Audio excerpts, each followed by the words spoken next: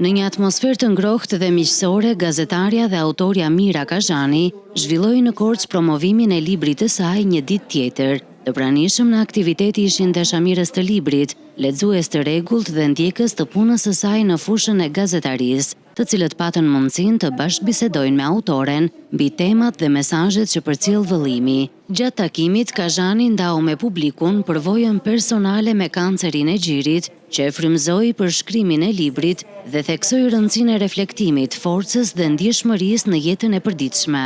Për mua e rëndësishme ka qenë sidomos pas përvojës time të shkruaja një libër të domosdoshëm, një libër të nevojshëm për vajzat dhe gratë, po jo vetëm, edhe për burrat, për të higienisë, sepse mendoj që është një libër jo vetëm për sëmundjen, madje jo për sëmundjen, saqë është një libër për jetën. I pranishëm në këtë promovim ishte edhe doktori Artan Boreci, i cili ndau vlerësime për librin dhe mesazhet që ai përcjell. Suksesi i trajtimit të kësaj sëmundje është një thjek kapja në kohë. Mira është një nga ato shembuj që pavarësisht se pse pati në të dy gjindjet e saj, por në të dy rastet ajo kapi në një stad të hershëm. Dhe kjo i ka shërbyer si një mesazh për ta kuptuar që sa e rëndësishme është kapja në kohë, për ta zgjidhur me terapi sa më minimale të mundshme dhe për t'i dhënë shanse vetes për të jetuar sa më gjatë dhe për ta mposhtur këtë sëmundje.